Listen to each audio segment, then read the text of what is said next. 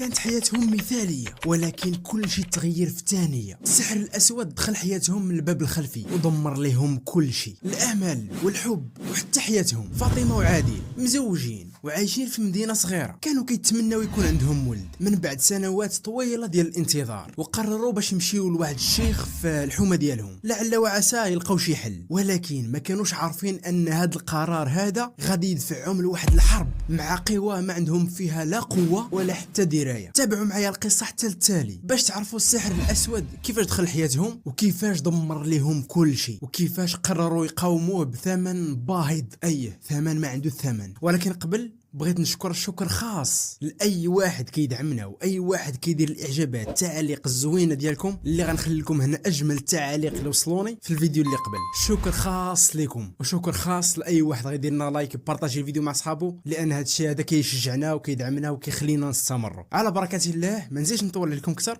نبداو القصة. حصلتك مازال ما درتيش إعجاب، ودير إعجاب يلا غنتسناك شوية. كان واحد الزوجين من مدينة صغيرة في المغرب، الزوجة الاسم ديالها فاطمة والزوج الاسم ديالو عادل. كانوا عايشين واحد الحياة اللي بسيطة بزاف، وكانوا محبوبين من طرف الجيران والأصدقاء، وبمعنى آخر كما خلوها خوتنا الجزائريين كانوا ناس ملاح. ولكن كان عندهم واحد المشكل اللي هو مشكل في الإنجاب، يعني ما كيولدوش. بعد سنوات من الزواج قرروا باش يزوروا واحد الشيخ معروف في الحومه ديالهم. هاد الشيخ هذا كان كيقول للناس انه قادر يعالج المشاكل بطرق خاصه، يعني خاصه به هما تيقوه، وخصوصا المشاكل المتعلقه بالسحر هما تيقوه. فاطمه وعادل قرروا باش يزوروه، وبطبيعه الحال الشيخ ملي شافهم قال لهم انني قادر نعاونكم. واش هو غادي يضيع شي همزه؟ ما يمكنش. كما قلنا قال لهم انني غادي نعاونكم ولكن بثمن باهظ، وقال لهم ان السحر اللي عندكم هو السبب ديال العقم ديالكم، ولكن كاين علاج واحد فقط لا غير، يعني ما عندكم حتى شي حل من غير هذا العلاج هذا، ولكن بغيتكم تكونوا مستعدين.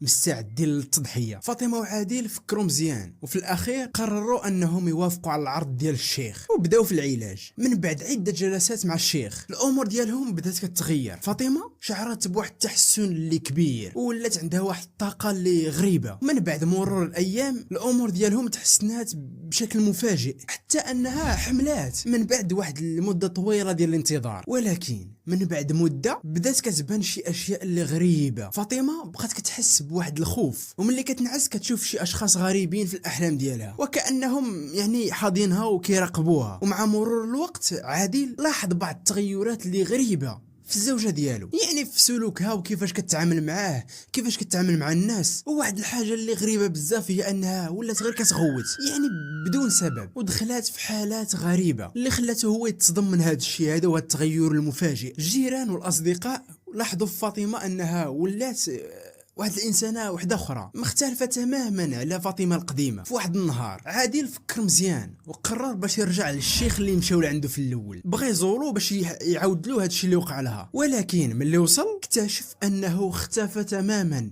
وما بقاش عنده اثار. عادل بقى كيحقق في الامر ولقى بعض المعلومات المفاجئه، وعرف بان ذاك الشيخ كان كيستعمل السحر الاسود، وان الهدف ديال ذاك الشيخ كان هو السيطره على الناس. وفاطمه مرات عادل كانت ضحيه من الضحايا ديال هاد التجارب المظلمه. قرر باش ينقذ المراه ديالو باي ثمن، وبقى كيقلب على طرق لفك السحر.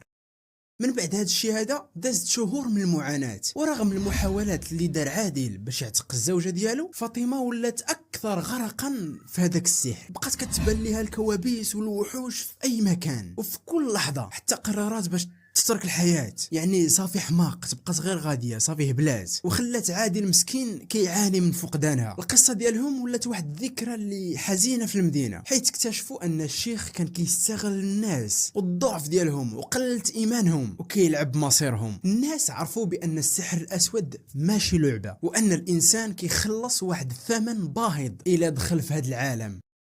وحنا ما كنهضروش على السحر الاسود، وانما جميع انواع السحر. والرساله اللي نبغي نوجه لكم هو ان السحر مهما كان في النهايه كيجيب غير المعاناه في الدنيا والاخره، والافضل هو اللجوء للطرق الصحيحه والنقيه لحل المشاكل وبلا ما نستسلموا للمجهول. من بعد ما عادل فقد الزوجه ديالو كان عنده واحد الشعور قوي بالذنب، وكان كيقول في عقله انه كان قادر انه يتجنب كل هذا الشيء لو انه اكتشف السحر من البدايه، ولانه كان عارف ان فاطمه فاطمه ما كانش هي السبب في هذا الشيء، بل مسكينه كانت غير ضحيه، ورغم كل هذا قرر باش ما يستسلمش وكان بغى ينتقم من الشيخ. بدا كيقلب على طرق باش يفك هذاك السحر وتعلم كيفاش يواجه هاد القوى المظلمه. مشى عند بعض الاشخاص المتخصصين وكان كيجرب طرق مختلفه، ومن بعد واحد المده طويله من البحث لقى واحد الشيخ اخر معروف بالقدره ديالو على فك السحر. الشيخ قال ليه هاد الشيء كامل اللي واقع لفاطمه فراه كان بسبب قله العقل وقله الايمان، ولكن راه تقدر ترجع الزوجه ديالك. بدات الرحله ديال عادل باش يخلص مراته من هاد السحر. المهم من بعد مده اللي ما طويلاش بزاف فاطمه ولات كترجع تدريجيا للوعي ديالها، الحمد لله بفضل الله سبحانه وتعالى والتعاون ديال الشيخ وعادل فكوا السحر. ولكن المشكل هو انه حتى من بعد ما فكوا هذا السحر حياتهم ما رجعتش كما كانت فاطمه وعادل عايشين مع ذكريات مؤلمه وكوابيس مستمره. فاطمه رغم انها استرجعت الوعي ديالها كانت كتحس واخا هكاك بالقلق والخوف المستمر، حياتهم ما بقاتش كما كانت، واي حاجه كتعيشها كتفكرها في داكشي اللي عاشته في قبل، يعني دوك المعاناه اللي عاشت. ما قصرش من جهده وكان كيحاول يدير اللي في جهده باش يعاونها وباش يكون في جنبها، ولكن حتى هو كان كيحس بواحد العبء اللي كبير ما بين الحب ديالو للزوجه ديالو وديك الذكريات المؤلمه اللي عاشها هو والزوجه ديالو، وحتى بين الالم اللي كان كيحس به من بعد ما كان غادي يفقد الزوجه ديالو اللي فقدها اصلا وعاود رجع الله سبحانه وتعالى. من بعد ما فقدت الزوجه ديالو لحظات من حياتها بسبب السحر دازت ايام وايام، والايام كانت ثقيله على قلوبهم. فاطمه كانت كتقاتل مع الوقت وكانت كتحاول باش تكمل حياتها عادي، ولكن الجروح النفسيه اللي عندها ما خلاتهاش. ولكن واخا هكاك كانت كتحس بواحد القوه اللي عجيبه في الداخل ديالها، كانها بقات كتكتشف نفسها من جديد وكتحاول تعالج راسها من داكشي اللي وقع ليها. حتى عادل بصراحة ما كانش قادر باش ينسى داك الشيء بسهولة، ولكن واخا هكاك كان كيحاول باش يكون صبور، خصوصا انهم كانوا كيبغيو بعضياتهم وما بغاوش ييأسوا. المهم مع مرور الوقت فاطمه بقات كتعافى تدريجيا بفضل الله سبحانه وتعالى، ولكن التحديات النفسيه كانت مازال لداخل. عادل كان كيحاول يدير المستحيل باش ينسى الماضي وحتى يعاونها باش تنسى حتى هي داكشي اللي وقع ليها، وباش يديروا هذا الشيء هزوا راسهم ومشاو كيزوروا الاماكن اللي كانوا كيحبوها من قبل، وكل شيء كانوا كيديروه بزوج خطوه بخطوه حتى يقدروا يعاودوا يبنيو حياتهم من جديد من بعد ما دمرها لهم السحر. واخيرا فكروا باش ما يبقاوش يتاثروا بالماضي وباش يعيشوا حياتهم بشكل افضل، يواجهوا المستقبل بحب وامل وقوة. رغم أن الشفاء كان طويل ولكن كانت عندهم واحد الإرادة اللي قوية، وأنهم يعيشوا واحد الحياة جديدة بعيدة على سحر الماضي. القصة ديالهم بقات درس للأجيال أن السحر كيدمر كل شيء، ولكن بفضل الله سبحانه وتعالى والإرادة ديال الإنسان مع الإيمان والثقة بالله سبحانه وتعالى كيمكن الواحد يتخطى هذه الأمور كلها. هذا الشيء اللي كان أخوتي.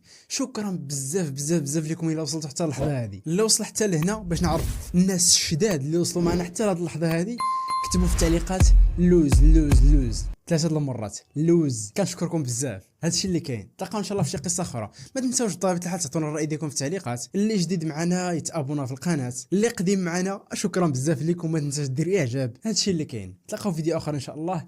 استودعكم الله والسلام عليكم ورحمه الله وبركاته.